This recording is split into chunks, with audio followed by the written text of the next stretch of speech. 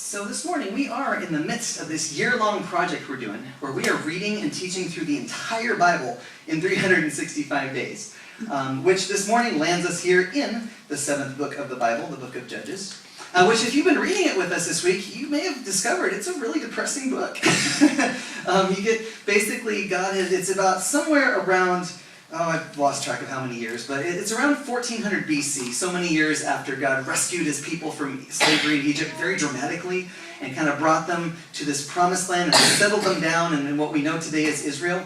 And the Jewish people, once they're comfortable and settled, basically start rebelling against this God that just gave them everything. And so they'll rebel against God, they'll worship idols, it'll get them into trouble. Then like a lot of us today, that people then when they get into trouble, oh God, help me, please help me, God, please help me. And then he sends someone to rescue them, and things get better. And then they get comfortable, just like people today, and rebel against God again, until it gets them into trouble, and they cry out, oh God, I'm sorry, help me, and then he sends someone to rescue them, and then they're comfortable. And then they get in trouble, they sin again, get in trouble, and this just goes on over and over and over through the book of Judges. And it's like, what is with these people? Come on. You have God as your king, basically. He gave you this land.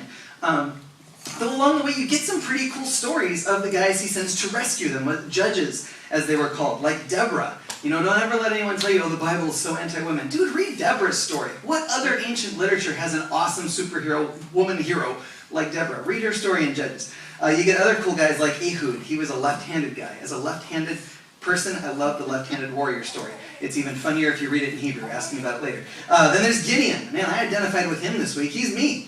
God's like, hey, do stuff. And he's like, I have no confidence. God's like, that's okay. We'll do it together. Awesome story. Gideon, awesome. Then you also get some tragic stories, though. Right? Like this guy, Abimelech, who was just kind of a hot mess, as we say these days. Or Jephthah, who he makes this rash promise to God. God, if you help me, I'll give you the first thing that comes out of my house when I get home. Well, his daughter comes out of his house, and he has to, kill her. And it's just this depressing story. And then there's Samson, who's a really big mess. If you know his story, a lot of times you just know, he was the strong dude with the long hair. Yeah, but read his story. He had issues, okay? All these guys. And just how sad things were in their lives, as well as Israel, that they were trying to protect.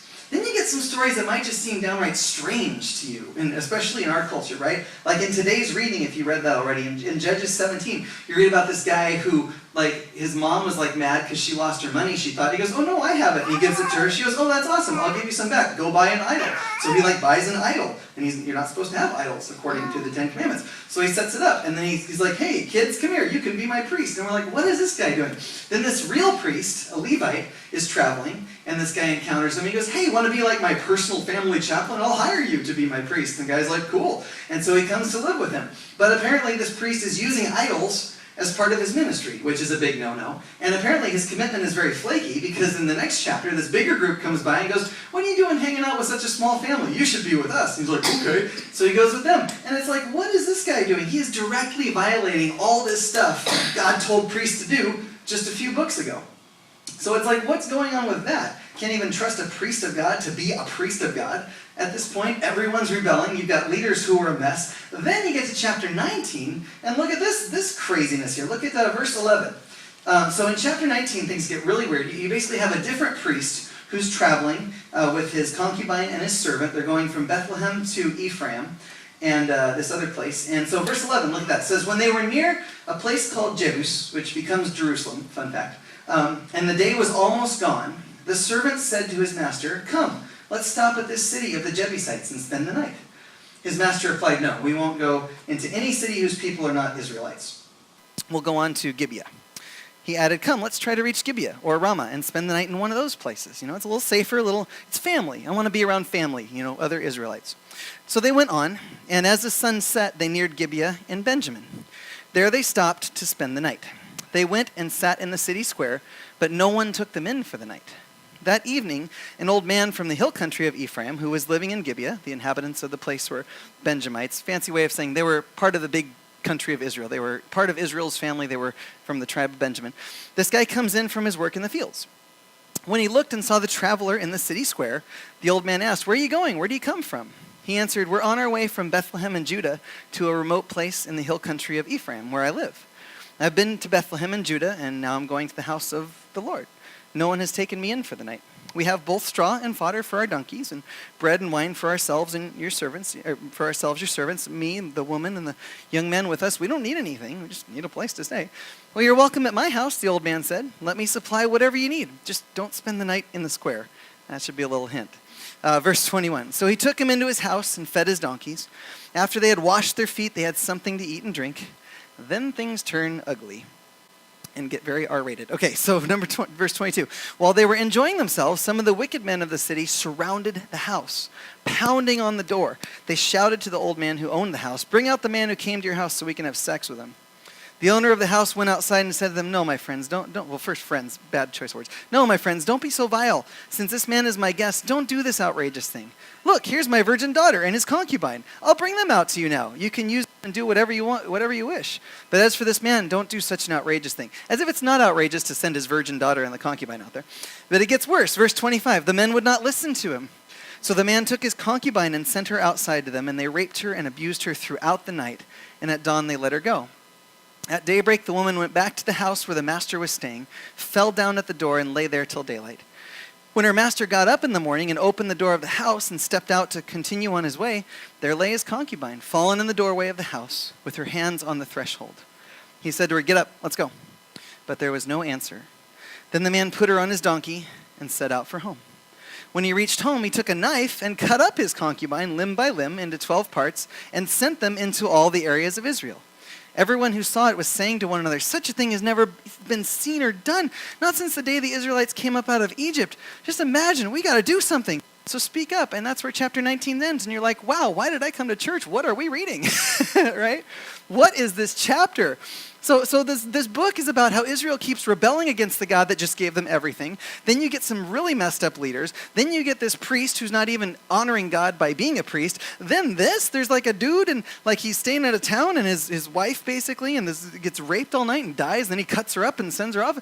What am I reading? What is this book?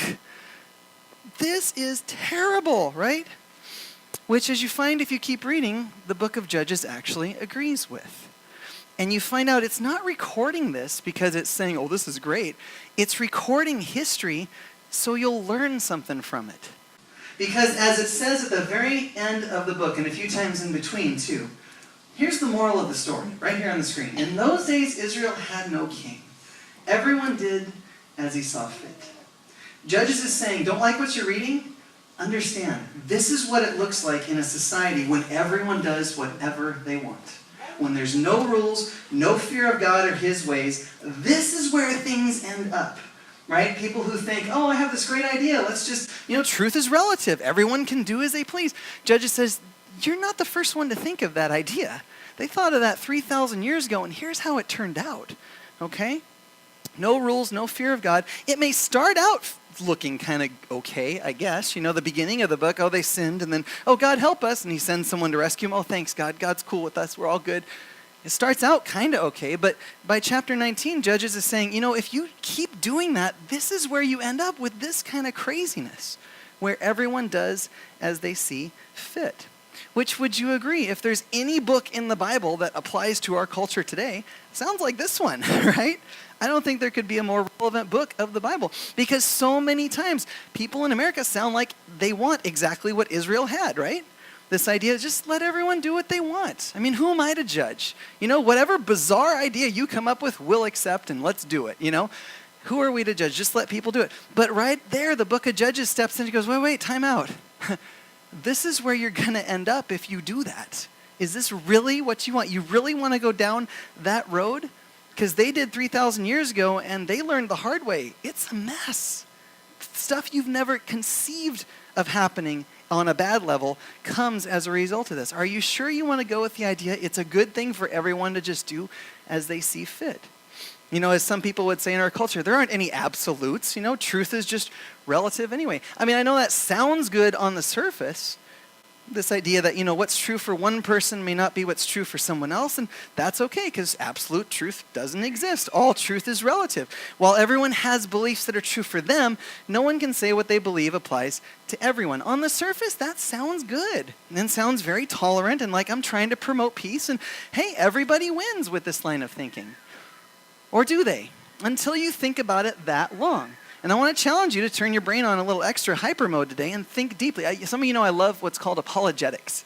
This is basically kind of the philosophy side of Christianity. And let me just point out 3 problems I see with that line of thinking This morning for you real quick. First of all, there's the claim itself. Because if someone says truth is relative, there are no absolutes, what did they just do? Huh? Yeah, is that true? the thing you could say in response is that true? They're saying there's no absolute truth, but by saying that, what are they doing? They're making an absolute truth statement, right? Instantly, they contradict themselves. It's ridiculous, but no one ever thinks about it that way. So if someone ever says, oh, truth is relative, just respond, is that true? There are no absolutes. Are you sure? Absolutely. Wait, think about it. It's a self-contradicting statement as soon as you say it. Plus, the idea that it's trying to convey is, well, everybody wins, everyone's right. But if you think about it to its logical conclusion, that also means everybody's wrong, doesn't it? Because I'm only right for myself. So then you're wrong, right? Plus, if you think about it, how can anyone be right or wrong about anything unless there's some absolute standard reason to judge it? So even that self-contradicts, right? Well, I'm only right for me. Well, based on what? Right? If there's no absolute, you can't even make the statement that there's no absolute. And if someone says, is truth relative? Hey, is that true? And just let that question hang there till it sinks in. Wow, this statement really makes no sense, does it? Because number 2, you can see truth is not relative, that there are absolutes, by looking at the world around you. If I say to myself, well, I'm offended by gravity. I'm going to be, I'll call myself a non-gravitationalist. And from now on, I am not going to adhere to gravity anymore. Some people like gravity, I'm going to be a non-gravitationalist. I don't suddenly start floating upward while people who do believe in gravity stay put, do I? Why? Because gravity is an absolute. You don't get to mess with that, right? That's one of a zillion examples we could use, but I only have 14 more minutes, so I'll just leave that one. But the statement that gravity exists on Earth, that's one of many absolute statements that you and I acknowledge every day of our lives. Number 3, the problem of evil, right? Consider what comes to mind as soon as I say words like Holocaust, or the acronym ISIS, or child sex trafficking, right? I'm guessing just thinking about that for a second makes something somewhere inside of you get angry and, we're going to do something, right? Why? Where does that sense of justice come from? Because if truth is relative, then, ISIS should be free to cut Christians' heads off, right? People should be free to sell their daughters into sex slavery. Why do you get mad about it? Why does it hit you as something evil? Why do we call Nazis and terrorists and traffickers evil? You're saying as soon as you do that you believe there is in fact an evil, which implies there's a good. There's some moral standard that we all adhere to in terms of this. In order for there to be evil at all, there has to be an absolute standard for what good is. There has to be an absolute truth, not just in terms of science, but in terms of morality and ethics and theology. Now, obviously, the problem of evil is a big one, and that's a whole sermon series by itself, and it might even make some people doubt that there's a God. But think about this. Actually, the fact that there's evil points to the fact there is a God, if you think about it. Because for there to be any absolute laws about good or evil that govern any of our existence, there has to be a lawgiver, doesn't there? Right? Well, there's good and there's evil. Where did those definitions come from? Implies there's some kind of lawgiver. So basically, as philosopher J.P. Moreland just says, it makes the point. He goes, if a person claims, I don't believe in absolutes, I'm a moral relativist, as they call them. He says, all you really have to do is find something that really matters to that person and push their hot button, and you'll see they're not a moral relativist. They're only a moral relativist when it's convenient for them to do what they want. You find that very quickly, and it is so very true. And if they argue with you, that even proves the point further, because what is an argument? What is the point of arguing? To get you to adopt my absolute view. So anyone who argues implies immediately they believe in absolutes and truth, or they wouldn't argue. So it's a really shaky foundation to build a life on, let alone a culture. And Judges is trying to show you that, you're trying to build a life on this idea where everyone does as they see fit, where you have no authority. Do you understand, A, how shaky and stupid that is, and B, where it's going to make you end up? It's not something to mess around with. If you'd like something better to build a life on, Jesus himself tells us later where that can be found. Look at this, from the Sermon on the Mount. He says, everyone who hears these words of mine and puts them into practice, they're like a wise man who built his house on the rock. The rain came down, the streams rose, the winds blew and beat against that house, yet it did not fall, because it had its foundation on the rock. But everyone who hears these words of mine and does not put them into practice is like a foolish man who built his house on sand. Right? The rain came down, the streams rose, the winds blew and beat against that house, and it fell with a great crash. If you've been to the beach, you know what that's like. You ever stand on the sand and let the waves hit your legs and go back out? What happens? Pulls it right out from under you, right? You start to sink a little bit. If you have really bad balance, you fall on your butt. If you stand on a rock, though, and it's not slippery, and they hit you and the waves go back out, nothing happens, right? Build on a solid rock, and it's a lot smarter. Jesus goes, same thing with life. You want to build your life on this shaky, stupid foundation of, just everyone can do what they want. Understand, that's not going to make it through the tough times of life. But you build your life on my words, even when they're not the most popular thing, and you will make it through. You will make it through any storms that come your way. He goes, you want a stable foundation? He goes, here it is, right here, right? The Bible, believe it or not. Build your life on what he taught in this book. When he said to do something, go do it. When he said not to do something, don't do it. And like we said last week, be sure you have the real Jesus. I'm not talking about the Jesus in your head, because I see a lot of them on Facebook, a lot of Christians. Oh, Jesus wouldn't be for this. Jesus would surely not be for that. Are you sure? Or are you listening to the Jesus in your head? Because like we said last week, here's a test. If Jesus never disagrees with your position, politically or morally or theologically, you're probably following the wrong Jesus. You're not following the real guy, because he will interfere with your life in such beautiful ways. He will say, no, you think this is right, but actually it's this way. The world says that's right, but actually it's this way. Be sure you're following the real Jesus.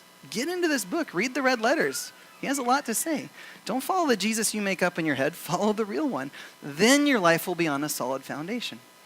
As Les Carter says, in his book, Putting the Past Behind. He's actually a psychotherapist, knows a lot more about your brain than probably you or I ever do. But he says, the Bible, even from that perspective, is such a huge thing. He says, if you're struggling with rejection, the Bible can teach you about God's acceptance of you and meet that need. If you're feeling stuck in life, the Bible can teach you about this privilege of free choice God's given you and help you deal with that. If you're struggling with a lack of self-control or a lack of discipline, it can show you how to find God's gift of strength. If your emotions are all out of whack, it can show you how to find a richness of experience that God wants for you. If you're struggling with spiritual growth, it can help you get an eternal perspective. He says if you're struggling with mental distress, bitterness, guilt, dependency issues, feeling inferior, the Bible can show you how to be an overcomer, to yield to God's sovereignty, to live in his grace, to have a balanced competitiveness. It is a solid foundation for life. And someone might go, that's all in there? Yeah. We just got to do the 4 or 5, 6 things that Les Carter says here later in his book. He says, first thing you got to do is acknowledge the Bible as totally reliable. And if you're not convinced of that, read my blog, because I talk about apologetics and stuff like that all the time. How do we know we can trust the Bible? Don't have time for that whole sermon today, but it's on there. Go to our website, click on the Big Questions blog, scroll down a little bit, there's one. How do I know I can trust the Bible? Check it out. You can trust this book. And it's God-breathed, as it itself says, as Paul says in 2 Timothy. It's useful for teaching, rebuking, correcting, training in righteousness. So the servant of God can be thoroughly equipped for every good work. Everything you need for an awesome godly life, to build a solid life, is in here. You just got to start by going, hey, I can trust this book. Got to start there. Right? You can trust it historically. You can trust it theologically. You can even trust it scientifically the more you check it out. It's an awesome thing. Check out the blog. Get into it. Number 2, he says the second thing you got to do is stop looking to anything else for stability. Because what do? People are awesome. I love people, but I don't trust them because they let you down. I'll see you Sunday. Someone told me that this week. I'll see you Sunday. Guess what? They're not here. Okay? People let you down. They flake on you, especially in this area. Don't put your trust in people for stability. Don't give them your emotional well-being. If they're nice to me, I have a good day. If they're mean to me, I have a bad day. Why? Jesus says that's a shaky foundation. Build it on him, what he says. Don't give people or circumstances your stability. And number 3, here's a big one a lot of us need to hear. Stop relying on yourself for stability. Proverbs says that's stupid too. If you try to lean on yourself, what's going to happen? You're going to fall over. Same thing morally, spiritually, all this stuff. It says stop relying on yourself. Stop looking to other people. Look to God. Look for his truth. Instead of just going with my feelings or this or that. It says this way. Feelings are a great way to experience life, but they are a lousy thing to try to build a life on. Because you know this. Where do feelings, they change like, stoplights, man. as Pastor John Piper says so well, feelings What they are, they're echoes and responses to what my mind perceives. But the problem is, sometimes what my mind perceives is wrong. And sometimes, many times, my feelings are not in sync with the truth. Have you ever felt like something was true and found out later it wasn't? All the time. So why would you build a life on feelings that you can't trust? He says, we got to remember, feelings are not God. God is God. Feelings alone do not define truth. God's word defines truth. Which is good news if you think about it, because as author Brant Hansen says, feelings lie. If, for example, you're going through your day and you don't feel like God is with you, but this says He is, then guess what? He is. And sometimes you need to tell your feelings, you're wrong, this is right, I'm going with this. One of the examples I used to use as a youth pastor in the first church I ever worked at. It was so new and it was weird to me because I knew I worked there, I knew I was a member, but I didn't feel like it yet. I still felt like I was part of my old church. And so when I was explaining this to teenagers, I was like, does it mean I'm not a member, that I'm not the youth pastor right now because I don't feel like it? No, truth is I am, regardless of my feelings. Sometimes you have to choose truth over your feelings and let your feelings catch up. You have to train them to catch up with that kind of thing. As Brant Hansen also says, sometimes you have to talk to your feelings and remind yourself what's good and what's pure and what's true. And sometimes you have to set your feelings aside and go, okay, yes, I'm feeling you, but you're lying to me, and I'm going to go with the truth. And that happens. Frankly, some of the worst advice out there, as much as I love a lot of Disney movies that have been made in the past, some of the worst advice they've ever given is this: follow your heart. Are you kidding me? Have you ever in your life followed your heart to somewhere bad? Yes, how many? Everyone, right? It's a terrible thing. That's why, actually, the Bible says 2,500 or so years ago, don't follow your heart. Did you know that? Jeremiah 17:9. Write it down, print it out, put it on your mirror. So you're not going to see it on a Bible verse pillow, probably, because it's not a popular verse, but it's important. He says, the human heart is deceitful above all else. Wow. The Bible said 2,500 years ago, Disney, they have some good stuff, they have some not good stuff, but don't listen to that one, because that's nonsense. Don't follow your heart. Your heart will trick you. Your heart will deceive you. Follow God and His truth, because that doesn't change, right? He's a stable foundation. So, number 4, get familiar with the Bible. Like we said, don't listen to a Jesus you made up in your head. Don't follow a God who conveniently always agrees with you. Follow the real one. Sometimes He might, sometimes He might not. What does He actually say? What's He like? That's why we're reading through the Bible this year. I was mentioning a couple weeks ago, when we started this project, I was like, I wonder if there's going to be some people in our church that are going to completely walk away from God before this year is over. Because as they get into this book and see what He's actually like, they're going to be like, wow, I didn't know He was like that. I thought He was just like me. No, He's not, okay? You want the real God? He's in here. And I'm glad He doesn't always agree with me, because I do stupid things. One great way to get familiar with the Bible is to do our Bible in a year challenge that we're doing. We're in Judges. You've only missed about 7 books, or if you got behind, pick it back up. We're going to start Ruth on Tuesday. All the ladies always, oh, Ruth, it's so romantic. Give us your phone number after the service. We'll sign you up every morning. I personally send out a text. It's not some automated thing from some company back east. It's like, no, Pastor Matt actually gets up, even if he doesn't want to, and sends you a text every morning and says, hey, here's the reading for today. And let's read this thing together and see what God shows us. It's a great way to do it. See me after if you're not signed up. Or if you got behind, start again Tuesday. Ruth is awesome for the ladies. It's a great, great thing. And it leads into the next story. I love 1st and 2nd Samuel. Don't miss those books. And number 5, then filter human messages through what the Bible says. Right? A lot of you guys probably have one of these at home. If I can get to mine. Da-da-da. All right, anybody have something like this at home? Right? What's this for? You separate what you want to keep from what you don't, right?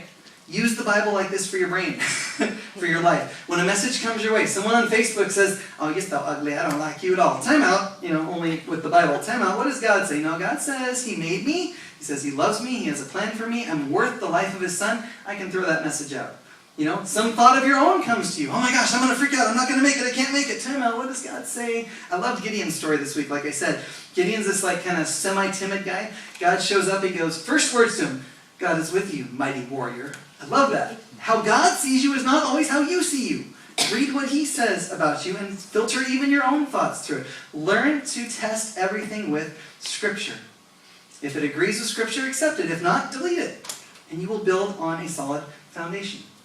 Number 6, understand the Bible's relationship emphasis. Because none of this is to say, okay, so just God and no one else in my life. No. Since page 2, the first thing in all of creation that was not good, as we saw, was what? Loneliness. God goes, no, I created you for relationships, but understand what healthy relationships look like. Where do I find that? In here. Get into this book. Find out what they look like. Ruth will give you one example. You might have to decode a little bit of the cultural stuff. They'll be like, she laid at his feet? What does that mean? I'll let you look it up, okay? But it's a beautiful love story. Now this guy, and I won't ruin it for you if you haven't read it, read it. But understand, God does want good relationships for us. He wants everything good for us. And so he says, don't make the same mistake they did in Judges. It's a depressing book for a reason. I've had someone put it in the Bible. I said, print it, that's good Bible, for a reason, so you'd learn from it and not repeat its mistakes. And I read this book and I look at our culture and I go, man, so many people are repeating that mistake. And that's where they're going to end up. And maybe I can't change the culture, maybe you can't, but we can change us. We can say, this culture can, take a fast track to hell if they want to. That's their choice. God gives them that choice. But as for me, like we saw last week with Joshua, as for me, I'm going to build my life on this. And I'm not going with him. I'll try to carry as many with me as I can. I'll try to rescue him, but this is what I'm basing my life on. Not what our culture says that we've already seen 3,000 years ago doesn't work. What's the definition of insanity? I think it was Albert Einstein said, doing the same thing repeatedly, expecting a different result. Why would you do the same thing they already learned? God's like, hey, for 3,000 years I had this here. Don't be stupid. Learn. Build your life on the Bible instead. Don't repeat the problems in Judges. Truth isn't relative. Just letting everyone do what they want is not a good idea. Imagine a culture full of jokers, right? You've seen The Dark Knight? That movie creeped me out, honestly. I had nightmares from the Joker. Imagine a culture full of jokers. He's saying, that's what it looks like. Is that really where you want to end up? No rules, everyone does as they see fit. God goes, no, learn from their mistakes. Truth isn't relative. Doing what you see fit isn't going to take you where you think it's going to take you. It's not going to take you where you want to go. But the Bible will. So build your life on that and watch what happens as a result. Let's pray together. Father, thank you for the Bible. You've given us everything we need to build a solid, stable life, to find the life you created us to have. No wonder the enemy loves to attack it and pick it to pieces so often and try to get us to not trust it. He wants us to repeat the mistakes. He wants us to end up with him. But you call us to try something else. Help us get into your word. Help us get it into our lives so we can be everything you created us to be. Pray for anyone who maybe got behind with the Bible readings. They pick it up again this week. It's as essential as breathing. It's as essential as food. I pray we don't neglect it. Help us experience the life you created us to experience. And most importantly, help us know you. Not the you so many people make up in their heads or the you our culture says is acceptable for primetime TV. God, help us know the real you. Help us get into this book and love you and follow you with everything we've got. Help us not get so distracted that days go by without spending time with you. Help us make it a priority and not miss what you want to say to us each day. Pray for all of this, for all of us, in Jesus' awesome name.